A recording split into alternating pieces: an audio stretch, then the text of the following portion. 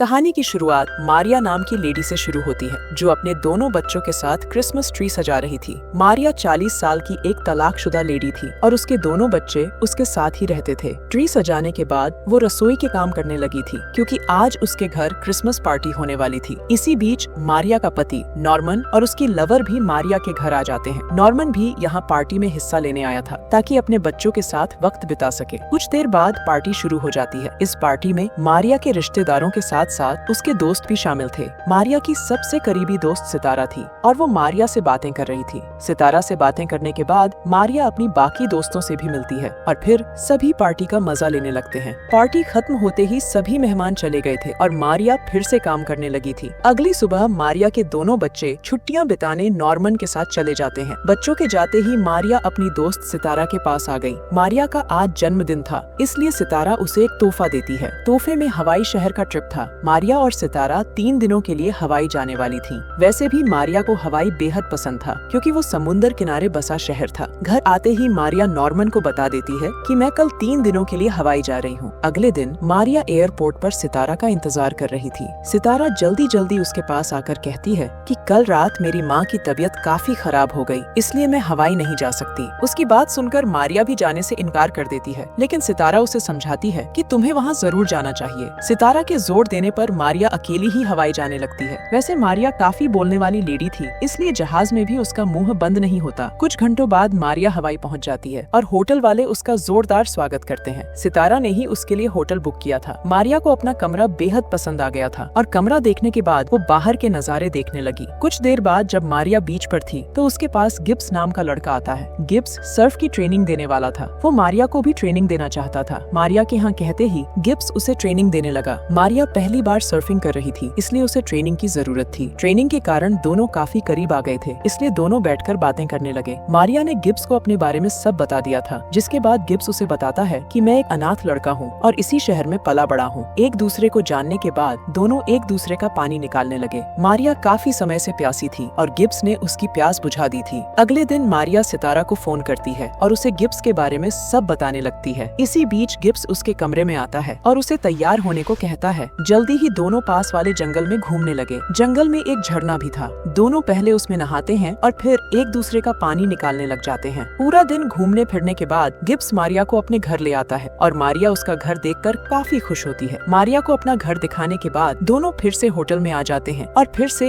एक दूसरे का पानी निकालने लग जाते हैं। 3 दिनों बाद मारिया के जाने का समय हो गया। वो गिब्स से वादा करती है कि मैं जल्दी ही वापस आऊंगी और उससे वादा कर अपने घर चली जाती है। कुछ घंटों के सफर के बाद मारिया अपने घर पहुंच गई थी। यहाँ आते ही उसने अपने बच्चों को भी बुला लिया था, जिसके बाद वो उनके साथ खेलने लगी थी। अगले दिन मारिया अपनी दोस्तों के साथ थी। उसने सभी को बता दिया था कि उसने गिब्स के साथ बेहद मजे किए। उसकी दोस्त उसे समझाती है कि तुम्हारी और गिब्स की उम्र में काफी फर्क है, इसलिए तुम्हें उसे भूल जाना चाहिए, क्योंकि तुम दोनों का कोई भविष्य नहीं है। मारिया अपनी दोस्तों की बात अनसुनी कर देती है, क्योंकि उसे गिब्स से प्यार हो गया था। कुछ दिनों बाद गिब्स उसे फोन कर अपने पास बुलाता है। मारिया की प्यास भी जाग चुकी थी, इसलिए वो भी अपनी प्यास बुझाना चाहती थी। वो अपने बच्चों को नॉर्मन के पास भेजकर सीधा गिब्स के पास पहुंच जाती है। दोनों पहले पूरा दिन घूमते फिरते हैं और फिर रात होते ही एक दूसरे की प्यास बुझाने लगते हैं। अगले दिन मारिया वापस अपने शहर आ गई थी। सितारा के कहने पर वो उसके घर आ गई थी। यहाँ पहले से ही उसकी सभी दोस्त बैठी थी। मारिया की सभी दोस्त उसे समझाने लगती है कि तुम्हें बार बार गिब्स के पास नहीं जाना चाहिए। अगर तुम बार बार उसके पास जाओगी तो पैसे की बर्बादी होगी। तुम्हें पैसे बर्बाद नहीं करने चाहिए, बल्कि अपने बच्चों के बारे में सोचना चाहिए। मारिया किसी भी हाल में गिब्स से दूर नहीं होना चाहती थी, इसीलिए वो अपनी दोस्तों से बहस कर चली जाती है। कुछ दिनों बाद मारिया फिर से गिब्स के पास पहुंच जाती है। इस बार मारिया उसके लिए तोहफे भी लेकर आई थी, जिन्हें देखकर गिब्स काफी खुश हो गया था। दोनों एक दूसरे से इतना प्यार करने लगे थे कि एक दूसरे के बिना रह नहीं सकते थे। गिब्स के पास ज्यादा पैसे नहीं थे, इसलिए वो खुद तो मारिया के पास नहीं जा सकता था, इसलिए वो मारिया को अपने पास बुला लेता था।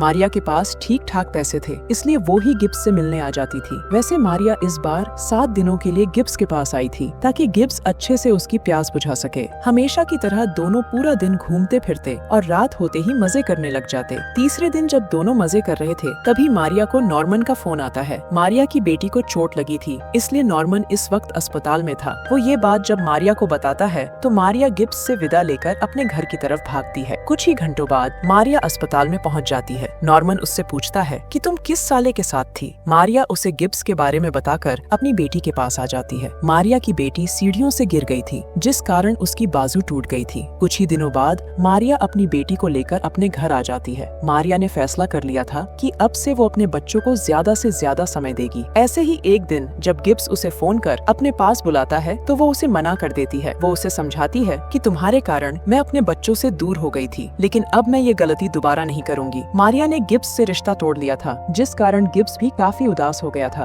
गिब्स से रिश्ता तोड़ने के बाद मारिया फिर से साधारण जिंदगी जीने लगी। वो पूरा दिन अपने बच्चों के साथ बिताती और कभी कभी अपनी दोस्तों से भी मिल लेती। वो आज भी गिब्स को चाहती थी, लेकिन अपने बच्चों के कारण उसके पास जा नहीं सकती थी। धीरे धीरे जैसे जैसे वक्त बीतने लगा, मारिया अपने कामों में काफी बिजी होने लगी। दूसरी तरफ गिब्स की जिंदगी में रोगन नाम की लड़की आ जाती है और वो उसके साथ मजे करने लगता है। ऐसे ही एक दिन मारिया गिब्स को फोन करती है, लेकिन उसका फोन रोगन उठाती है। मारिया जब उससे उसके बारे में पूछती है तो वो कहती है कि मैं गिब्स की लवर बोल रही हूँ। उसकी बात सुनकर मारिया उदास हो गई। वो समझ गई कि गिब्स उससे दूर हो गया और अब वो कभी उसके पास नहीं आएगा। कुछ देर बाद मारिया अपनी दोस्तों के साथ थी। उसकी दोस्त उसे समझाती हैं कि तुम्हें दूसरी शादी कर लेनी चाहिए, लेकिन मारिया ऐसा करना नहीं चाहती थी। वैसे मारिया से शादी करने के लिए कई बंदे तैयार थे। मारिया खूबसूरत थी और वो सभी साले उसकी गुफा में धमाके करना चाहते थे, मगर मारिया को तो गिब्स का स्वाद लग चुका था, इसलिए वो गिब्स के बिना किसी दूसरे से शादी नहीं करना चाहती थी। देखते ही देखते 1 साल बीत गया।